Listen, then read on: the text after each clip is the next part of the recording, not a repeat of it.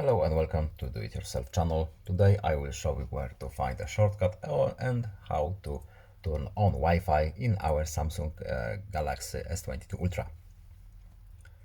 To turn our Wi-Fi on by a shortcut, we have to swipe from the top, and it's usually the first icon here.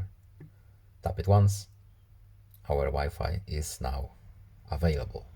Then we have visible networks. For example, this one, we need to enter our password using keyboard here.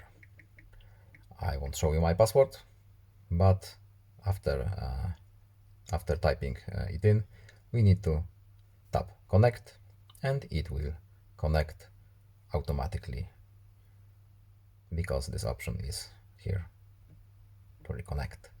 That's all. I hope this video was helpful to you. Please leave a like and subscribe. Have a nice day and see you in the next video. Goodbye.